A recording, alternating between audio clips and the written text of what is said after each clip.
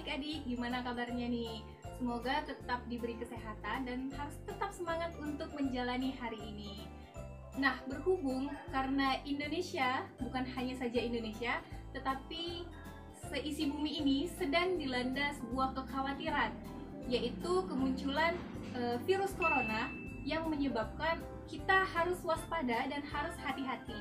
Karena virus corona ini tidak hanya menjangkit orang yang mungkin lebih tua atau yang muda, melainkan ia bisa menyebar kepada siapa saja, mulai dari anak-anak maupun orang dewasa atau lansia, laki-laki dan perempuan, semuanya bisa terkena virus corona. Oleh karena itu, kita harus tetap senantiasa menjaga kebersihan kita, menjaga pola makan kita, makan makanan yang bergizi, dan jangan lupa untuk selalu cuci tangan ketika kita habis beraktivitas. Kemudian, untuk mencegah virus corona ini masuk ke dalam tubuh kita, kita harus mengikuti anjuran dari pemerintah. Salah satunya adalah stay at home sesuai anjuran dari pemerintah, yaitu tetap di rumah saja untuk menekan angka penyebaran virus corona ini. Nah, dari virus corona ini banyak hikmah yang bisa kita ambil. Banyak yang berubah dari kebiasaan kita dan kebiasaan masyarakat pada umumnya. Misalnya, kita kurang memperhatikan kebersihan kita. Nah, ketika corona muncul, kita harus lebih teliti lagi untuk menjaga kebersihan kita agar kita tidak terkena sebaran dari virus corona ini. Nah, hal yang dapat kita lihat, perubahan yang terjadi karena penyebaran virus corona ini adalah pembelajaran kita hari ini. Pembelajaran kita hari ini bisa menggunakan media pembelajaran atau media-media komunikasi tanpa kita harus bertatap muka di dalam satu ruangan. Nah, hal itu tentu saja merupakan salah satu perubahan yang terjadi di masyarakat, karena yang tadinya kita kurang pandai untuk mengaplikasikan media-media perangkat alat pembelajaran, akhirnya kita bisa dan harus belajar untuk bisa. Nah, adik-adik, kali ini tema kita tidak jauh dari pembahasan yang barusan kakak bilang, yaitu tentang perubahan sosial budaya. Jadi, kita kan sudah mempelajari apa itu pengertian dari perubahan sosial budaya dan apa faktor penyebab dari perubahan sosial budaya itu sendiri. Mari kita ingat kembali apa itu pengertian dari perubahan sosial budaya. Nah, jadi kita sepakati bahwasanya perubahan sosial budaya adalah perubahan yang terjadi pada sistem tatanan masyarakat, baik itu yang berubah ataupun yang bergeser. Ada nilai di sana, ada kebiasaan, ada kebudayaan, dan lain sebagainya. Nah, oleh karena itu, kali ini kita akan membahas satu subtema, yaitu faktor pendorong dari perubahan sosial budaya. Apa saja faktornya? Yuk, simak video berikut ini. Yang pertama adalah kontak dengan kebudayaan lain. Nah, jadi yang dimaksud dengan kontak dengan kebudayaan lain adalah ada proses interaksi antara satu masyarakat dengan masyarakat lain yang akhirnya menciptakan sebuah hal-hal baru. Nah, di sini bisa kita lihat adanya proses penyebaran kebudayaan dari satu masyarakat ke masyarakat yang lainnya sehingga mempengaruhi kebudayaan masyarakat tersebut. Jadi, melalui kontak sosial ini terdapat proses penyebaran yang biasanya disebut sebagai proses difusi. Nah, apa saja yang disebarkan bisa berupa ide, bisa berupa gagasan, bisa berupa keyakinan, maupun wujud dari kebudayaan yang bersifat fisik. Nah, sudah mengerti kan adik-adik? Untuk lebih jelasnya lagi, mari kita pelajari contoh satu ini. Misalnya kita ambil pada bidang keyakinan. Nah, seperti yang kita tahu, jika nenek moyang kita pada zaman dahulu itu menganut agama animisme dan dinamisme. Seperti yang sudah kita ketahui, bahwasanya animisme maupun dinamisme ini adalah sebuah kepercayaan yang memiliki kepercayaan bahwa terdapat roh di dalam benda-benda mati ataupun di dalam lingkungan kita ini yang dia hidup dan kita harus menghormati roh-roh tersebut. Nah, itulah kepercayaan animisme dan dinamisme. Kemudian kepercayaan itu berubah seiring dengan perkembangan zaman. Seperti yang kita ketahui, Indonesia sendiri saat ini sudah memiliki 6 agama yang telah diresmikan. Apa saja itu? Yaitu agama Hindu dan Buddha. Nah, agama Hindu dan Buddha ini berasal dari pedagang-pedagang India yang masuk ke Indonesia berawal dari Pulau Jawa dan menyebar ke berbagai pulau di Indonesia. Di sini dapat kita lihat proses penyebaran agama itu melalui perdagangan, sehingga ketika saat mereka berdagang sekaligus mereka menciarkan ajaran agama mereka. Dan Hindu Buddha ini masuk ke Indonesia sekitar abad kedua dan abad keempat Masehi. Kemudian agama berikutnya yaitu Islam yang masuk ke Indonesia dengan memiliki banyak teori ya. Ada yang mengatakan bahwa dengan teori Arab, Islam masuk ke Indonesia itu sekitar abad ke-7 dibawa oleh pedagang Arab itu sendiri. Dan ada juga teori yang mengatakan bahwasanya Islam masuk ke Indonesia itu dibawa oleh pedagang-pedagang dari Gujarat, India pada abad ke-13. Nah, ini ada beberapa pandangan yang berbeda, namun kita tidak usah berdebat di bidang itu. Kemudian agama Kristen Protestan yang masuk ke Indonesia pada abad ke-16 yang dibawa oleh negara Belanda yang kemudian disebarkan ke wilayah Indonesia bagian timur, kemudian menyebar seluruh wilayah Indonesia. Kemudian Kristen Katolik yang pada saat itu dibawa oleh negara Portugis yang kemudian disebarkan di Maluku dan kemudian menyebar ke seluruh penjuru Indonesia. Dan agama yang terakhir yaitu Konghucu yang diperkirakan berasal dari Tiongkok daratan, dan kemudian agama ini baru diresmikan pada masa kepemimpinan Presiden Abdurrahman Wahid atau biasa kita sebut Gus Dur. Jadi agama ini juga dibawa oleh para pedagang dari Cina yang masuk ke Indonesia, kemudian menyebar ke seluruh penjuru Indonesia. Nah, dari hal itu kita dapat mengambil sebuah kesimpulan bahwasanya perubahan sosial budaya bisa kita lihat dalam segi keyakinan. Itu dia kepercayaan dari kepercayaan nenek moyang yang percaya pada animisme dan dinamisme, kemudian terjadi proses penyebaran unsur kebudayaan yang melalui perdagangan sehingga Indonesia sendiri memiliki 6 agama yang secara resmi diakui oleh negara kita Indonesia. Nah, dari situ kita bisa melihat sistem tatanan nilai masyarakat itu semakin berubah. Misalnya saja dengan kemunculan agama-agama ini terdapat kelompok-kelompok agama Islam, kelompok agama Kristen dan seterusnya.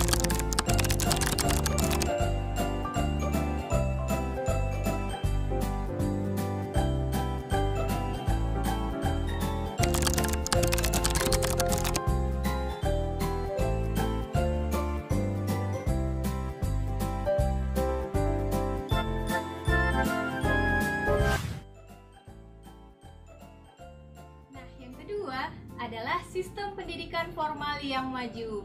Nah, sistem pendidikan formal yang dimaksud di sini adalah pendidikan di dalam jenjang-jenjang di sekolah.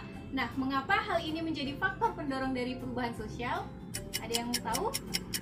Tentu saja hal ini sangat berdampak pada faktor pendorong perubahan sosial budaya. Hal ini bisa kita lihat bagaimana di dalam sekolah kita diajarkan untuk berpikir secara ilmiah melalui mata pelajaran yang sangat beragam, baik itu dalam rumpun IPA maupun rumpun IPS. Nah, di situ kita diajarkan untuk selalu berpikiran secara ilmiah, kemudian berpikir secara sistematis, dan berpikir secara objektif. Artinya realistis. Hari ini, apa yang hari ini kita lihat, kita harus memiliki solusi atas permasalahan itu sendiri. Nah, berangkat dari sinilah pendidikan formal yang maju bisa menjadi faktor pendorong dari perubahan sosial budaya itu sendiri. Mari kita contohkan bagaimana seorang ilmuwan yang sangat terkenal dari Indonesia, bisa kita sebut sebagai Eyang Habibie. Nah, beliau ini adalah salah satu produk dari pendidikan formal yang maju. Beliau menempuh pendidikan dengan sangat jauh hingga pergi ke Jerman. Nah, dan kemudian beliau berhasil untuk menemukan sebuah teori yang dinamakan progression crack of theory atau biasa disebut sebagai teori crack atau teori keretakan. Nah, isi teorinya adalah mengenai pesawat terbang, bagaimana badan dari pesawat terbang tidak mengalami keretakan saat pesawat terbang itu sendiri mengudara. Jika pesawat terbang tinggi, ia tidak akan mengalami keretakan pada bagian badan pesawat karena telah dilakukan berbagai macam penelitian mengenai bahan-bahan yang terdapat di dalam badan pesawat tersebut. Dari situ kita dapat melihat bahwasanya pendidikan yang maju bisa membawa suatu negara kepada peradaban yang lebih maju lagi. Pola pikir kita akan berubah sehingga kita akan senantiasa selalu berpikir untuk mencari jawaban atas permasalahan kita hari ini. Apa yang hari ini sedang kita alami, kita bisa mencari jawabannya karena kita sudah memiliki ilmu. Yang ketiga adalah sikap menghargai karya orang lain dan keinginan untuk maju. Jadi, ketika kita membuat sesuatu, kemudian ada orang yang bahagia atau mengatakan kepada kita, "Wah, kamu hebat." Itu merupakan salah satu wujud untuk menghargai hasil karya orang lain. Jadi, adanya sikap menghargai hasil karya orang lain dapat menjadi faktor pendorong dari proses perubahan sosial budaya. Misalnya, cara menghargainya itu ya dengan memberikan pujian dan juga bisa dengan memberikan semacam reward atau semacam Nobel yang berupa penghargaan. Dengan begitu, orang yang tadinya diberikan pujian, diberikan penghargaan, akan kemudian senang dan setiap orang berlomba-lomba untuk menciptakan sebuah karya atau berlomba-lomba untuk menjadi orang-orang yang terbaik karena mereka ingin maju, seperti itu. Contohnya di sini bisa kita contohkan sebuah yayasan yang kembali lagi kepada yayasan yang didirikan oleh Eyang Habibie yang kemudian setiap tahunnya ia memberikan penghargaan kepada setiap insan-insan, kepada setiap manusia di Indonesia yang berhasil memiliki sebuah karya atau berhasil menciptakan atau menemukan hal-hal baru yang itu membantu untuk memenuhi kebutuhan masyarakat dan membantu untuk masyarakat melakukan aktivitas-aktivitas atau kebiasaannya. Kemudian hal yang paling kecil yang bisa kita contohkan adalah, nah, ketika salah satu dari adik-adik semua ada yang juara di kelasnya, pasti di kelas diberi hadiah kan? Nah, itu adalah salah satu cara untuk menghargai karya orang lain karena sudah belajar giat, sudah belajar tekun, sudah mengkerahkan segala tenaganya untuk belajar dan kemudian ia mendapatkan nilai yang tinggi dan diberilah penghargaan agar setiap adik-adik di kelas mau berlomba-lomba untuk selalu menjadi yang terbaik di kelasnya.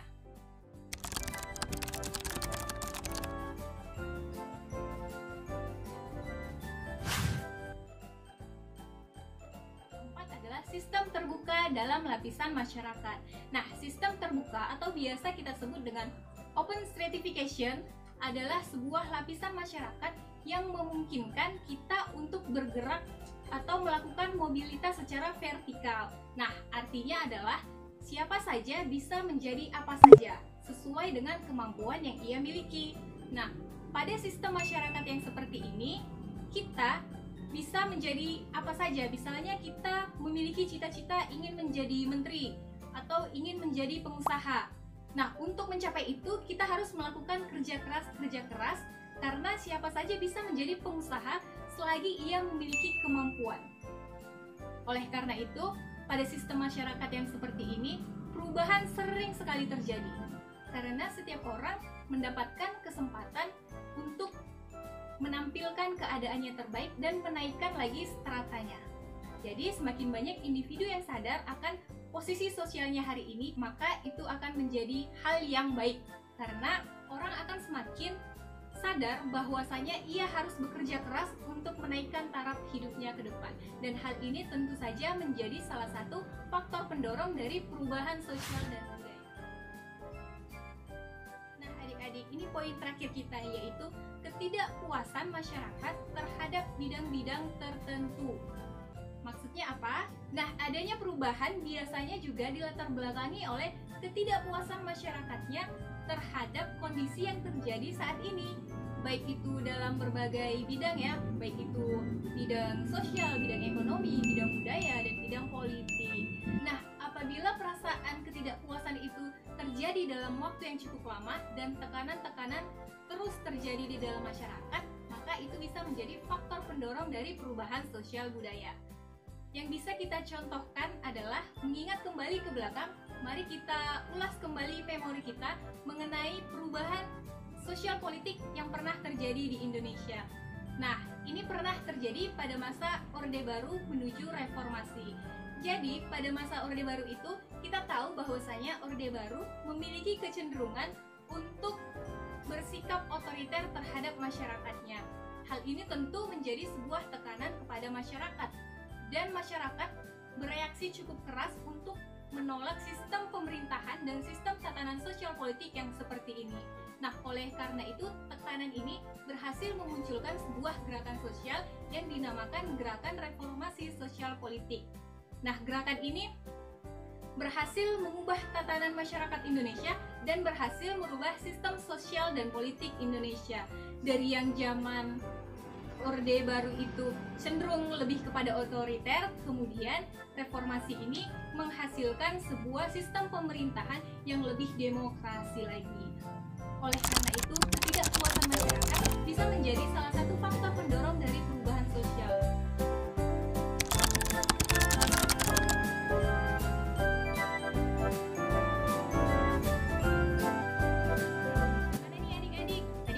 Menjelaskan sebanyak 5 poin yang menjadi faktor pendorong dari perubahan sosial budaya. Oleh karena itu, kita bisa mengetahui bagaimana perubahan sosial itu terjadi dan apa saja faktor yang mendorong perubahan sosial itu bisa terjadi.